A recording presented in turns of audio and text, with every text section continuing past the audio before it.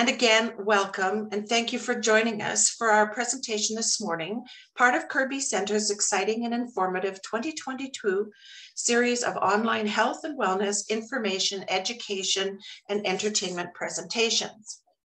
As we begin this new year, many of us are looking forward to taking charge of our well-being and reclaiming our emotional and physical health and wellness, our financial future, and renewing our purpose as we age gracefully. It is our great hope that our presentation will help to provide you with the information that you need in order to make informed decisions about your health and wellness and to help you live your best lives. I think it's fairly safe to say that as we get older, we may feel like our bodies are failing us. Many older adults may be experiencing chronic pain and sometimes debilitating physical and emotional illnesses that age us far too soon, and as resulting in taking prescription after prescription. As George Burns once said, you can't help getting older, but you don't have to get old. The presentation today, I think, is indicative of the number of older adults taking charge of their health and the emerging interest in exploring the use of cannabis as an alternative in managing their physical and mental well-being. We're very pleased today to welcome our presenter, Dr. Sherry Dahlke. Dr. Dahlke holds a PhD in nursing and is an associate professor in the Faculty of Nursing at the University of Alberta. She has received international recognition as a gerontological nurse educator and a Macalla Teaching Award. She is a certified gerontological nurse. Her program of research aims to understand how to improve nursing practice with older people. Dr. Dahlke's program of research focuses on three main themes: how nurses in interprofessional teams can enhance the care of older people, examining and improving nursing education related to older people, and understanding how to support positive perspectives about older people and aging. Most recently, Dr. Dahlke is developing a second program of research, AgeCann, that seeks to understand older person experiences with ageism and related to assessing information about and cannabis for health conditions. Current research projects reflect this new program with studies Awakening Canadians to Ageism and Cannabis in the Closet, a study on seniors' perception of information seeking and access to cannabis for health conditions. Dr. Dahlke, thank you very much for joining us today. There's a lot of buzz around among older adults exploring cannabis as an alternative. Tell us about your study and what are your preliminary findings? Oh, thank you so much for the kind introduction, Colleen. And it's very interesting to be able to share our preliminary findings. This is an ongoing study. But before I begin, I have to acknowledge the funding that I received from SSHRC, which is the Social Sciences and Humanity Research Council of Canada, and the research team that I've been working with that includes other researchers and graduate research assistants and a project manager. Without them, I wouldn't be this far along in the journey. So what I'm going to do is start by giving you a little bit of background about what I learned about cannabis, or what little I learned, because there's very little research that has been done about older people and cannabis. And then talk about the research methods that we have used to look at this topic and share our preliminary findings. And at the very end, I would be delighted to have your questions. Cannabis has been one of the most widely used illicit drugs around the world. In Canada, most people have actually used it recreationally before turning 30. And it has been used for millennia to treat rheumatism, pain, sleep, inflammation, nausea, anxiety, and depression. Some recent evidence suggests that cannabis may also be helpful in treating pain, nausea, arthritis, anxiety, sleep issues, and depression. Research related to cannabis has typically focused on younger people, and the cannabis literature that suggests, that looks at older people or older consumers considers them 50 and older. And when you consider people 50 and older, that's a very diverse group. And for our research, we're looking at older Canadians at the age of 60, because that is the definition that the World Health Organization uses for older people. We know that fear and stigmatization can drive behavior and actions underground and lead people to avoid or conceal doing stigmatized activities or practices. In this, cannabis is no different. Regardless of its legalization in our country, Canadian evidence of stigmatization related to cannabis use persists, whether it is used for health or recreational reasons. Joan Batorf, a Canadian researcher, examined perceptions of cannabis use for health conditions in Canada and found that the stigma associated with cannabis use affected users, social, professional, family, and healthcare provider relationships. Participants in another Canadian study restricted their use of cannabis to places and times where they were less likely to encounter other people as a means of avoiding experiencing stigmatization. This finding is also supported in the sociological and management research related to stigmatization, which suggests that people will engage in avoidance or concealing behavior when they're afraid of being stigmatized. Stigma has been called a discrediting mark, and it is attached to individuals, items, organizations, or products. It can be associated with different sources, whether they are physical, like a disability, or moral, like engagement in activities that are deemed dubious. Stigma can lead to stigmatization. And so the stigmatization is a social process by which the stigmatization mark affects the lives of all those who touch it. While sometimes stigma is associated with elements that are controllable, like one's race, other stigmas are not controllable, like your race or your age. Other types of stigma are considered controllable, and that would be cannabis. So generally, the more controllable a stigma is seen, the greater risk of stigmatization, which can lead to a host of negative implications for those stigmatized, from social ostracization and shaming to decreased employment opportunities, morale, and personal well-being. As a result, people generally seek to avoid stigmatization. Despite stigmatization, cannabis use in people 60 years and older has increased by 4% since its legalization in Canada, which is a greater increase than any other age groups. Similar spikes of use in this age group has also been noted in the US. Studies show that older users are more likely to seek it for health reasons, such as combating pain, which is a really well-researched symptom that cannabis can alleviate. We cannot assume that those who do use or consider using cannabis are comfortable disclosing that they do so, including to their doctors. A study in Colorado confirms that people ages 60 and over lacked information about cannabis, but were reluctant to discuss it with healthcare providers and actually had challenges accessing cannabis. Past experiences, or lack thereof, certainly shape perceptions of stigma, as well as how people access cannabis and seek information for its use with their health problems.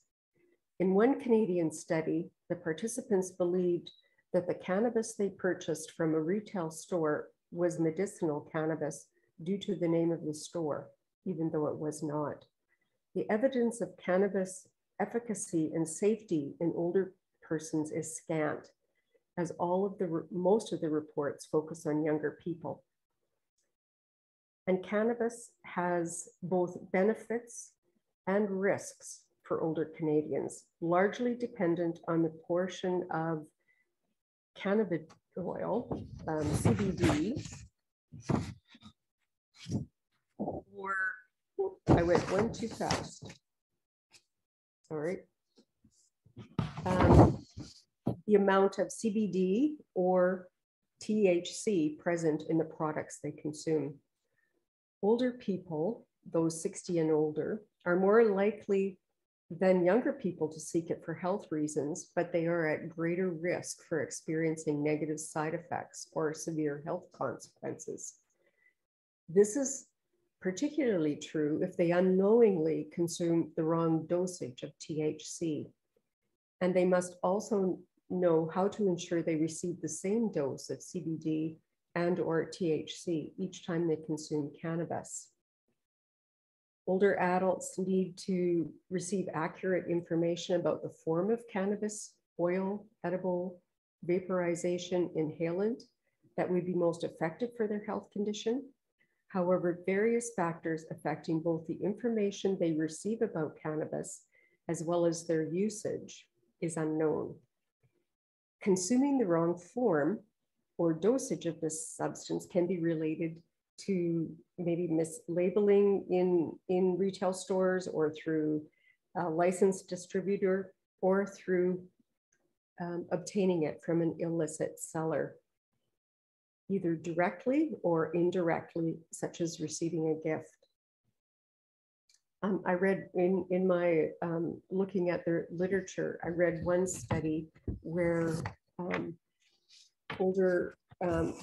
family member had brought some cannabis to help their family member who was in pain, and they ended up in emergency, and it looked like a stroke. So there can be quite dramatic effects if you're not getting the proper dosage for the right reason. So that's why we're interested in this. So the aim of this research project is to understand people over the age of 60 and older, their accessing cannabis and accessing information for health-related reasons. So our two sub-questions are, how does fears and past experiences influence older people's access or seeking information for it? And what types of information are they looking for? It's a mixed method study that's currently in data collection and data analysis. We have an online survey that's we're conducting, and we're doing interviews with older persons. And we've also doing some interviews with cannabis experts to understand their perspective as well. So just to give you a bit of an overview, we're aiming where we're at in the state of affairs with this project. We're aiming for about 200 survey participants. We currently have about 100 participants. And we're aiming for between 15 to 20 cannabis professionals, and we currently have 6. We're aiming for between 40, 45 cannabis users, and we currently have interviewed 10, and we have 6 planned interviews for this week. What we do know from those we've interviewed and the surveys who have been completed, we have participation across Canada. And as we, finally complete the data collection and data analysis, we'll be looking at age groups and provincial comparisons. So as part of this research project, we do data analysis as we go forward on the, for sure, on the interviews. And so that we could see if once we have what's called data saturation, which means that we're no longer getting any new information, then we would be able to stop. Currently, what we're seeing is a very diverse perspective, so we absolutely need more participants. And if any of you listening and this fits you, something you might be interested in, I'll give you the opportunity at the end of the presentation to access to see if you want to participate. So when I look at our preliminary findings for the interview, because we've analyzed most of the 10 of them, there's sort of these 4 kind of ideas that are coming up. I wouldn't even call them themes yet, but that's how I'm going to present them. There's lots of unanswered questions and information sources that we're finding out. And we're also finding the reasons why people are seeking cannabis, their experiences with cannabis, and we're certainly hearing about stigma. So unanswered questions, some of both the cannabis users and the cannabis professionals both spoke to the kinds of questions that older persons would come to them with questions. For example, how safe is it? Is it going to interact with the medications that they're on? How likely is it to work? And many are interested in how they can reduce the medications they're on that they don't really like. This cannabis user said whether it would be effective or not is one of them, and what are other people's experience, and what are the results from other people using it? Are they positive or negative? So there's lots of different types of questions. In terms of information sources, people are accessing information from the internet, from their family, from friends, from medicinal cannabis growers and distributors, either educational materials or attending industry conventions. Some participants are using academic sources and looking at research studies. And some are getting information from healthcare professionals, both that are specialized in cannabis and those that are not. So what we're finding, the quality, when they ask for the quality of information on cannabis by their source, it's quite interesting. Those that saw, we're talking to cannabis growers, 50% thought all of their answers were asked, all of their questions were answered, and the other 50% thought mostly. When it came to retail stores, and I have to also say that retailers are very clear that it's not their, in their mandate to give any health-related information on cannabis. So this is not surprising. But if you look at that, close to 40% still got their questions answered. What was quite interesting though, is the family members, when they talked to their family members, 80% felt they got their information answered. And friends, probably about 50% got mostly or all of their questions answered. Healthcare professionals was quite high as well, closer to 80%. And in terms of the internet, a little over 50% felt they got their questions answered. And in terms of comfortable with the methods that they're able to access cannabis, those who are going to a grower, probably close to a little over 40% were comfortable with it. In the retail store, comfortable or very comfortable, it was about the same, a little bit less perhaps.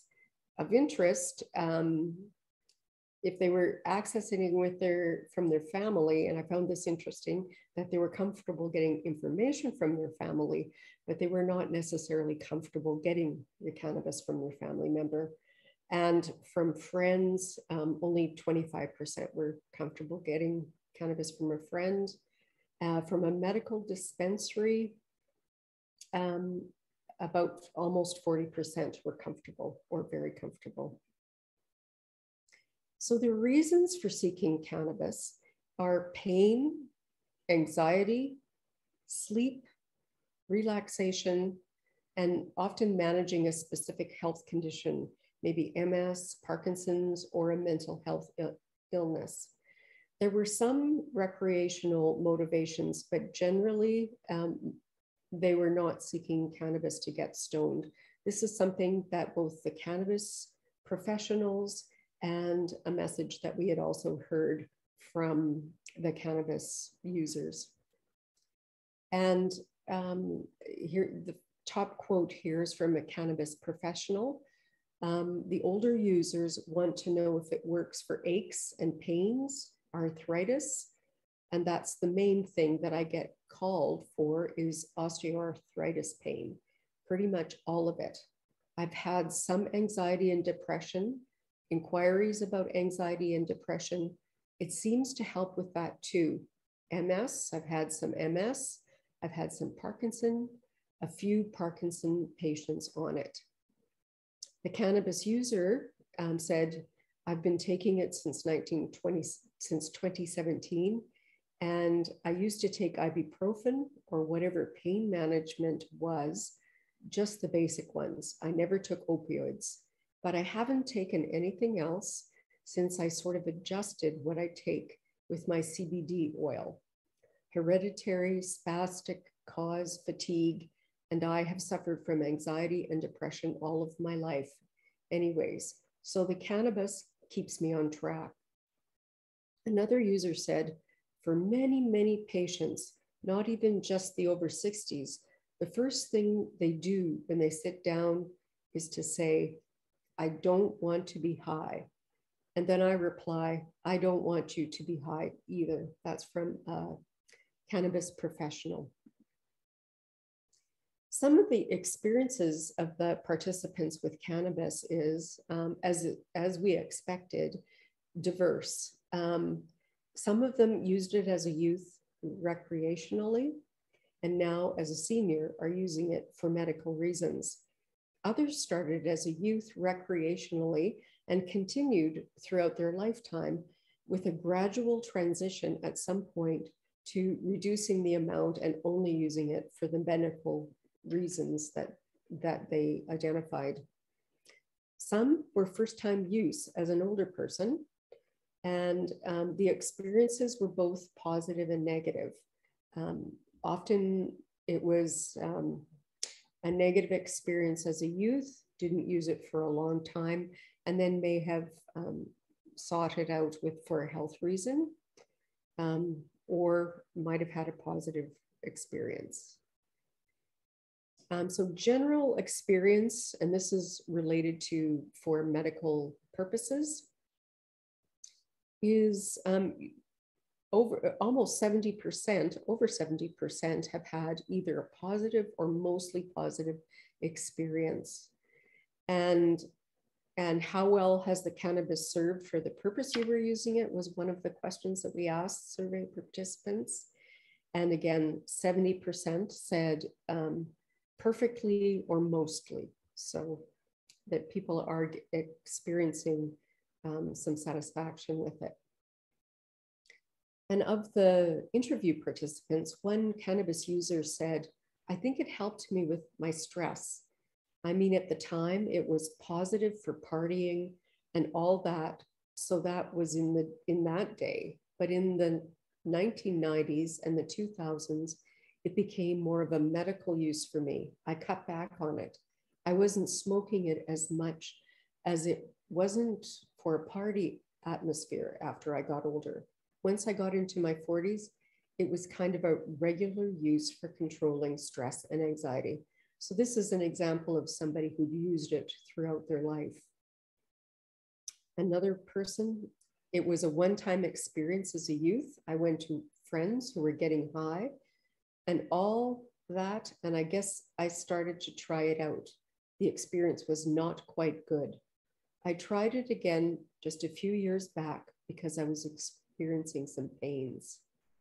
Another participant said, back in 2000, I began to find a way to use it because I found that when I smoked the weed itself, that it was beneficial and relaxing, and it helped with the pain. All kinds of pharmaceuticals that I do not do well with them at all. So, and in the literature too, they suggest that sometimes cannabis can be used to reduce other kinds of pharmaceuticals. And this person is suggesting that, not with everyone, but with some. Stigma was certainly something that we heard from both the cannabis professionals and I would say most, if not all, of the healthcare users. Cannabis use and judgment. Have you used cannabis throughout your whole life? And this is just some statistics of that. There would be those who had used it always or most of the time were really quite a small percentage in the survey data, a little over 20%. Those who felt like they had to hide their cannabis use, those who did the survey data, there was about 20% again that felt always or most of the time. And do feelings of being judged impact your decisions to use cannabis? And there was about 10% that said always or most of the time. But there was a significant amount that said sometimes. Do feelings of being judged impact your decision to seek information about cannabis? And 16% said most of the time, and a further 23% said sometimes. So I could talk all day about what people said about stigma. So I've tried to just limit the amount of quotes because this was certainly a topic that was discussed. This is cannabis users here that I'm going to talk about on this slide. It was quite embarrassing because, not really embarrassing, but then it wasn't something that I wanted to share that I was using. The kind of upbringing I got from my parents, it's actually something I can't really do. Another person said, people think it's a horrible banned substance. It's a gateway drug. I'm told this is a gateway drug and it leads to everything else. Another person said, this was like going completely undercover in some ways. I was the guy assigned by the newspaper to be the liaison with the police. I was terrified the first time I was assigned to do it. They're going to find out. They're going to arrest me. What's going to happen? Another one said, well, it's okay. It's like, okay, a good example. My uncle's 93. He's got arthritis in his spine. So he was at a clinic and I talked to him one day and he says, they put me on dope. I'm taking dope. And that's the attitude. So healthcare professionals also had witnessed the stigma. And one had said, first a cannabis user says, my family doctor just outright said that he doesn't go down that road and he won't prescribe it. And then a rheumatologist was totally opposed to it. So I was quite surprised that she wouldn't consider it. And yet she'd put me on an injectable drug. Those are two experiences that cannabis users had with various healthcare professionals. And then a cannabis professional said, if they go to their family doctor, and now I'm seeing patients like this, they tell me, well, my family doctor said, no way. People do get a little bit frightened that their doctor is going to fire them, because there aren't many family doctors around. And the doctor can say, well, if you don't follow my advice, then I won't look after you. So patients are a little bit scared by that. Another cannabis professional said, I feel like a lot of them come through after they've spoken with their doctor who is unwilling to have that conversation or unwilling to write a prescription. So then they come and see us and seek our help. One of the things when we talk about, just to kind of sum up what we found, is that there is a key knowledge need. Although many said that they were accessing the internet, the cannabis professionals said there's a lot of misinformation on the internet. So it would really depend on which source that they were getting the information from. Also, there's dosage in administering cannabis. You know, there's very little directions for cannabis compared to a Tylenol bottle. There's a lot of trial and error to find the right products, the right strain, and the correct dosage. The cannabis professionals talked about how they would work with people in titrating them to the exact dose of the cannabis oil and the right consistency of CBD and THC that was best for that person. And so if they're not going to a cannabis professional who has that information, then it could be potentially they could have adverse effects with their drugs, as cannabis professionals are also looking at the medications that they're on, preventing drug cannabis interactions. And the stigma is highly variable. Some participants were very concerned and others not as concerned. But I would sort of argue that they maybe were concerned because they also discussed limiting their social contacts to only cannabis users. So only being around people who knew they were using cannabis. And what some of the other things that we've noted is it's very variable data from those we're interviewing. We're not seeing we're continually getting more information coming up. And so we really, really need more participants, both for interviews and for conducting our survey. So I have some references from the research that I'd done to develop the research proposal that was used to get this funding. And you're welcome to look at that. And I have the names of some cannabis professionals who, if you're interested in actually using cannabis, that would be my suggestion, is to go to a cannabis professional, somebody who could actually help you address whatever your health concern is and titrate you to the right dosage.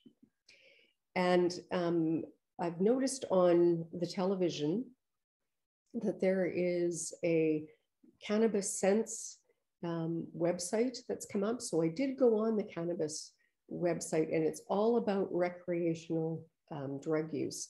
There was one small box for health reasons. I clicked on it, and this is the website that I got to. So this is some information from Health Canada about cannabis for those of you who are interested. And this is a copy of our poster about our research study. And we have a website that you could seek. If you want to participate by interview or by survey, you can email us at agecann@ualberta.ca. And if you want to participate in a survey, we will ask you some pre-screening questions because we only want, this is funded by Canadian research dollars. So we are limited to Canadian participants.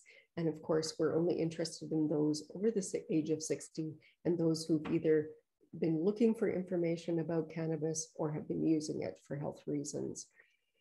And so we'll ask you to do some screening questions, and then we'll give you a link to the survey if that's what you want to do. And you can also contact me. My phone number is there, and you can contact me through AgeCann as well. So I am open for questions. Thank you, Dr. Dahlke. Yeah, I can see that. I'm just going to switch our view here so that We're on gallery for the moment.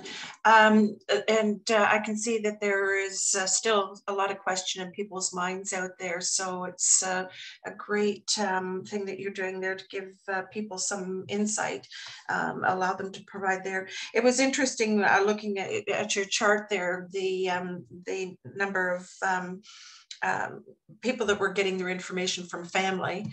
I think maybe that's indicative of, the younger generation being more familiar with it and knowing that, Mom, it's not the same as it was back in the 70s, so, and you're not going to get high. So, give it a try. So I think that's a good indication there. And I think some doctors are warming up to it, but others, it seems that they're still a little hesitant to recommend it. And I think, for what you're doing to help people there, you're absolutely right. That stigma around, in our generation, you think of smoking weed, of Cheech and Chong, but it's a completely different kind of thing now with, so many different options there with, oil and CBD oil and gummies and bombs and things like that people can use. So lots of question, I'm sure, in people's minds. So it's great that you're doing this, and perhaps we can have you back again after the second phase of. So you're open for people then to contact you. There's no other criteria other than Canadian over 60 and using or interested? Yes, those are the only criteria. And somebody's asked to see the link to participate in the survey, which is wonderful. Maybe I should. Well, what I will do is that I can email that out. I do have that poster flyer, and now that I know that you're looking for participants once again, then I can put it up at Kirby, and I can email it out to all of our registrants as well, so that they have it. They can contact you. Oh, that's great. And somebody asked, what are the qualifications that are required to be a cannabis professional? That's a really good question. The cannabis professionals that we have interviewed are one is an oncologist who's found a lot of success and has started to sort of specialize in that. We've interviewed a nurse practitioner who that's her specialty, and that's all she sees is older people who have cannabis, want to use it for health reasons.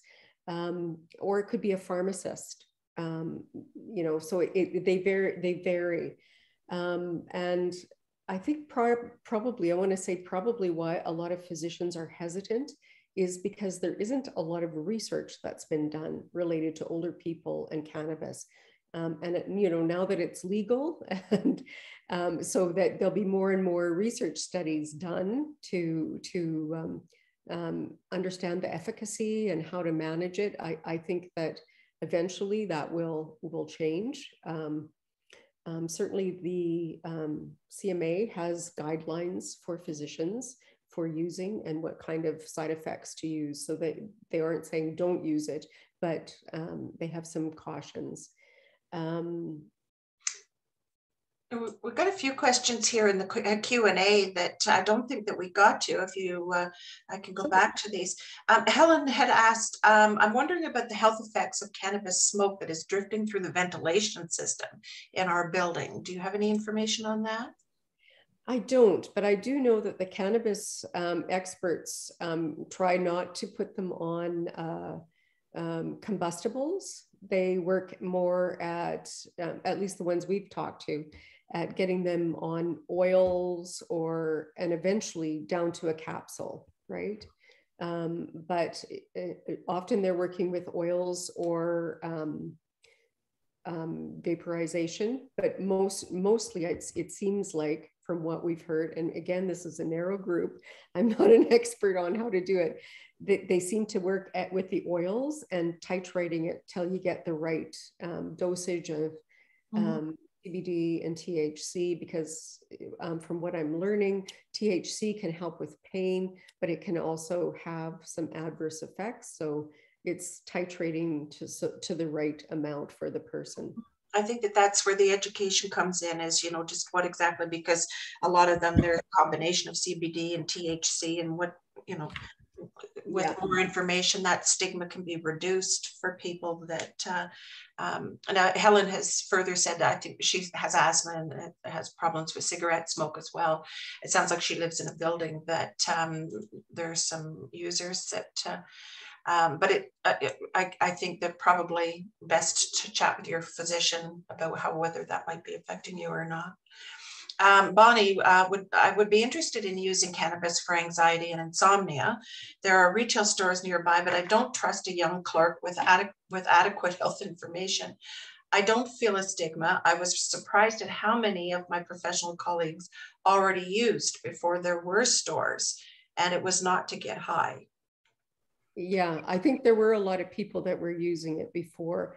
And I'm just going to share my screen again and go back to the slide because some people are asking for the phone number and the link. I would suggest that you contact AgeCann at ualberta.ca and just say, I want to do the survey if that's what you want to do. And my phone number is down at the bottom. And sorry, what was the question again? It was, I would suggest if they're people who have, gone to a retailer, retailers are not, that's not within their purview to give medical advice. And so this is with permission. These are some people who are cannabis professionals. And I would certainly suggest that you contact somebody who's in the business in that respect, and they would be able to help you